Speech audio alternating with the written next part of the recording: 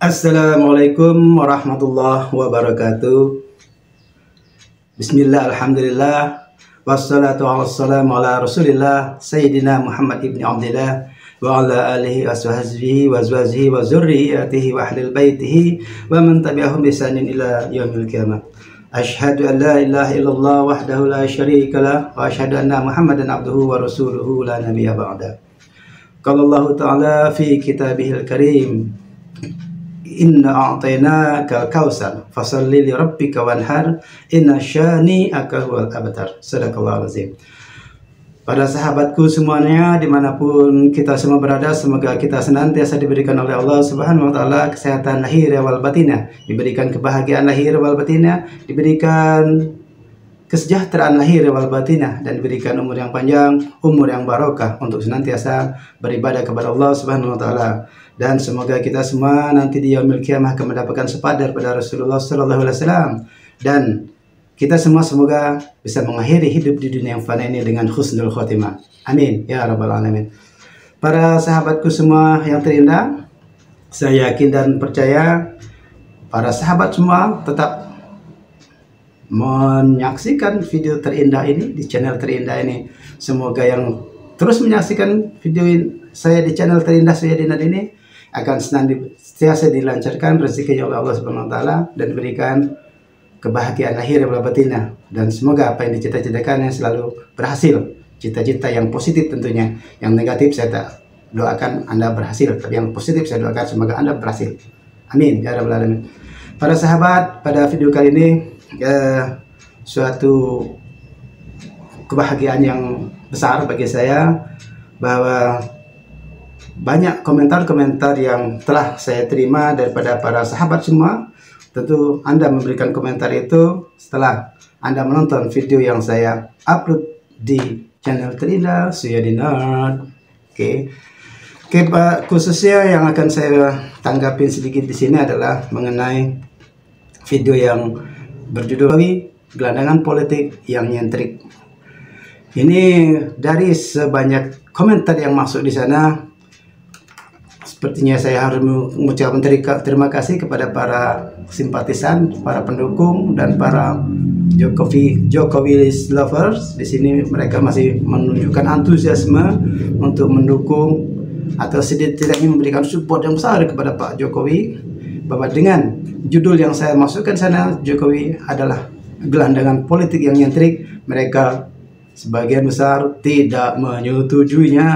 Mereka malah dalam kata di sini mereka memberikan komentar yang kontroversi dengan apa yang saya sampaikan sana. Tapi tidak apa, itulah sebuah komentar, itulah daripada video yang saya unggah. Memang mengharapkan komentar-komentar yang terserah yang bagaimana bentuknya.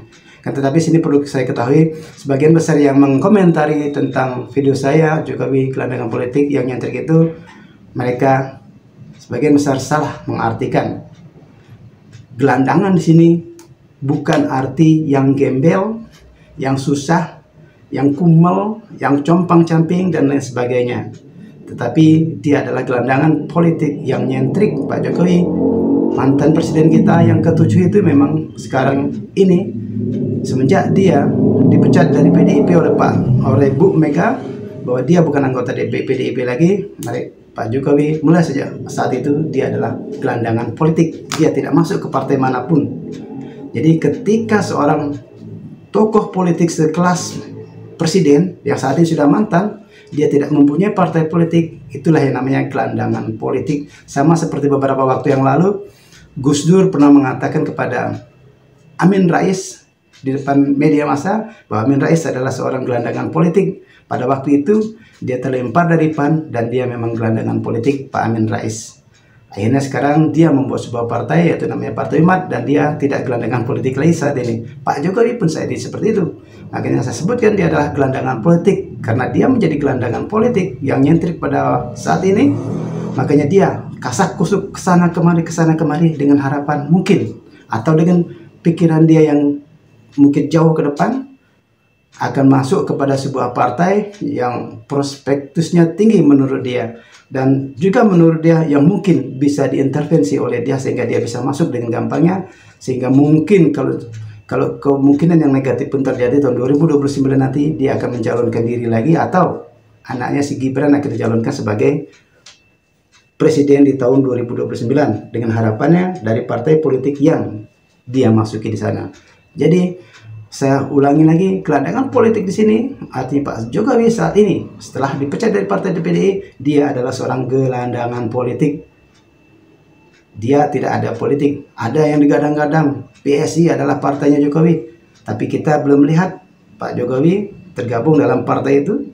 Pak Jokowi menunjukkan kartu keanggotaan partai politik PSI, meskipun tertulisnya PSI partainya Jokowi. Kita lihat dia tidak ada sana. Tapi melalui channel ini saya meyakini bahwa kemungkinan besar pada tahun 2025 Pak Jokowi tidak menggelandang lagi. Dia akan mengintervensi ataupun masuk secara baik-baik, ataupun masuk secara politis, atau masuk secara kompromi kepada sebuah partai politik yang saat ini sudah besar. Kemungkinan besar tidak PSI. Jadi bisa jadi dia akan memasuki sebuah partai yang saat ini sudah besar. Setidaknya ada 8 partai yang masuk ke parlemen, dan dia akan bergabung di salah satu partai yang 8 itu. Kita yakini seperti itu, sehingga mungkin tahun 2025 Pak Jokowi akan menjadi salah satu anggota partai yang diyakini bukan PSI. Meskipun PSI mempunyai trademarknya adalah partainya Jokowi, tapi Pak Jokowi sendiri tidak tergabung atau tidak akan bergabung dengan PSI. Kemungkinan besar ke sana. Menurut analisa saya juga seperti itu. Ketika tahun 2025 Pak Jokowi sudah menunjukkan kartu atau KTA daripada sebuah partai politik dari yang 8 ke partai politik yang ada di parlemen tersebut, artinya sejak saat itu dia tidak menggelandang lagi secara politik. Sekali lagi, sedang gelandangan politik di sini bukan yang kumel, yang kucul dan sebagainya. Makanya ketika Anda melihat video saya itu, saya mengharapkan tonton dari awal sampai dengan selesai biar tidak gagal paham. Anda hanya menyoroti daripada satu gelandangannya saja. Dalam pikiran Anda, dalam pikiran yang kawan-kawan semua sudah berikan komentar kepada saya, itu mempunyai asumsi gelandangannya adalah gelandangan yang kumel, kucel, kurang makan, cungkring dan lain sebagainya di sana. Itu bukan gelandangan politik, itu gelandangan benar-benar. Saya bilang politik Pak Jokowi itu gelandangan politik yang nyentrik. Saya yakin kalau seandainya tidak ada catatan-catatan negatif terhadap Pak Jokowi, salah satunya adalah sudah menyandang sebagai gelar terbarunya adalah Pak Jokowi sebagai salah satu perusak demokrasi di negeri ini, atau daripada yang pernah menjadi presiden di Indonesia, dia adalah salah satu presiden yang merusak demokrasi di Indonesia dengan cara menempatkan anak-anaknya dengan cara yang seperti tadi. Kita boleh Anda komentari mengenai tidak apa, yang penting kita mengetahui secara situasinya real di lapangannya seperti itu. Karena ketika dia berkuasa, dia menempatkan semua anak-anaknya dalam posisi-posisi yang nyentrik juga di sana. Kalau sekarang dia tidak berkuasa, silakan Pak Jokowi bertarung, masuk ke dunia politik, usulkanlah anak-anaknya lagi sebagaimana Anda memulai sebuah karya, sebuah karir politik yang baru lagi. Dan berusahalah kalau bisa bergabung kepada sebuah partai politik dengan cara-cara yang memang etis, yang memang benar-benar Anda paham bahwa Anda adalah salah satu bapak bangsa yang seharusnya patut dicontoh. Sehingga apa Anda yang akan lakukan ke depan, bergabung ke partai politik, bergabunglah dengan norma-norma keindonesiaan, dengan politik-politik yang etis yang kita bisa kagumi nanti sebagai rakyat bahwa Anda adalah patut dicontoh.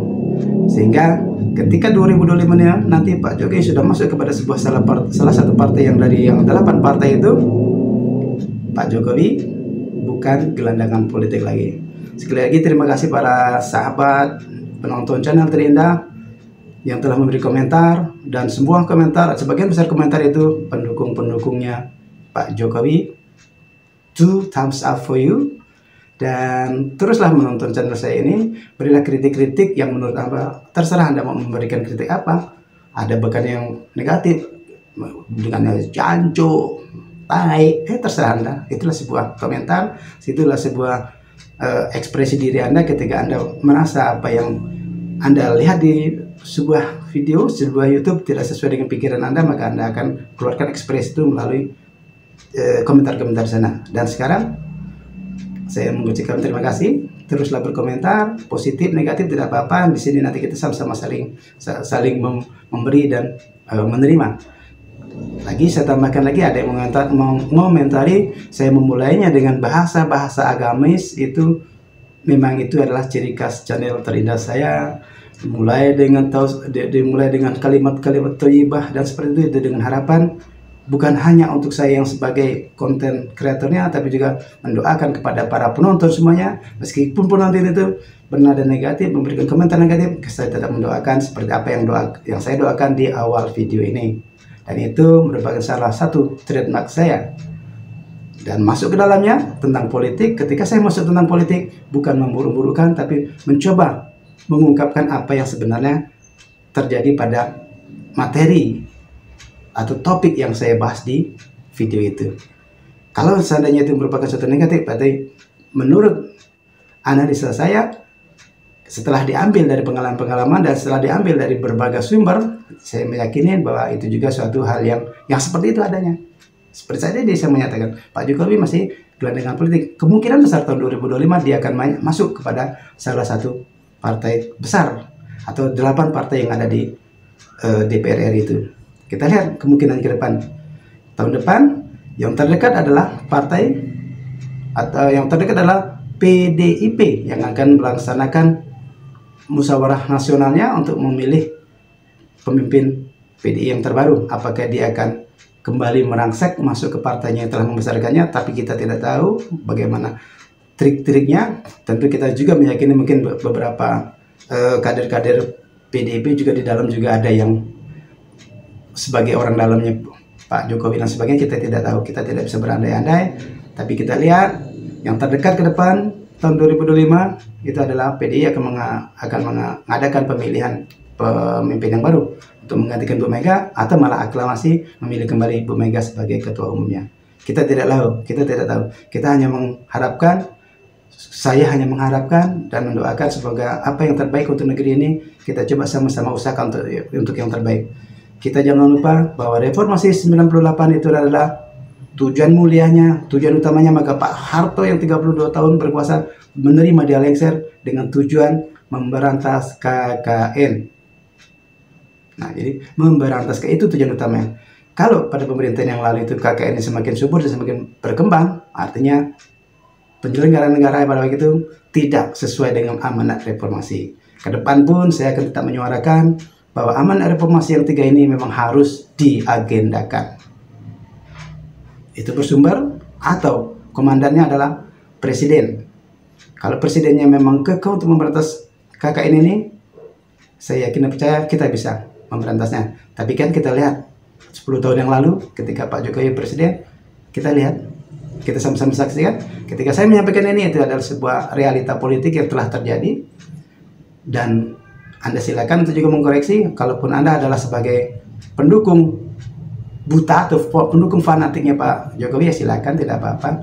Artinya Anda tidak mau menerima segala kejelekan yang memang sebenarnya seperti itu kenyataannya, tidak apa-apa, itu hak Anda juga. Saya juga berhak untuk menyampaikan di sini bahwa itu tidak sesuai dengan tujuan reformasi. Pak Prabowo dengan pidato-pidatonya sepertinya akan berpihak kepada rakyat untuk memberantas KKN dan sampai ke dasar-dasarnya. Tapi sekali lagi itu masih merupakan wacana di awal ini. Kedepannya kita belum tahu. Tapi semoga kami mendoakan Pak Prabowo semoga diberikan kesehatan, diberikan konsisten dan istiqomah untuk apa yang telah dikatakannya kepada masyarakat melalui channel-channel kepresidenan, sekretariat presiden, dan TV-TV nasional dan media-media massa lainnya. Karena rakyat tetap mengikuti perjalanan cerita-cerita para politikus, khususnya para presiden dan para pembantunya, apakah tetap apa yang diomongkan itu yang dikerjakan, yang positif khususnya. Kalau kenyataan terjadi sebaliknya, seperti hanya mengcopy paste pemerintah yang lalu, semoga itu tidak terjadi. Pak Prabowo konsistenlah, timbul tenggelam bersama rakyat, rela mati demi rakyat, mensejahterakan rakyat. Itu tetap kami ingat dan video-videonya bisa di browsing kemana-mana. Komitmen Pak Prabowo untuk mencapai tujuan mulia reformasi, berantas KKN sampai ke dasar-dasarnya, miskinkan para koruptor sampai semiskin-miskinnya. Semoga harapan kami bisa direalisasikan oleh Pak Prabowo dan para kabinetnya dan juga para penegak hukumnya. Demikian, semoga video singkat ini memberikan manfaat kepada Anda semua, kepada kita semua. Saya akhiri dengan billahi taufiq wal hidayah. Wassalamualaikum warahmatullahi wabarakatuh. Thank you for watching.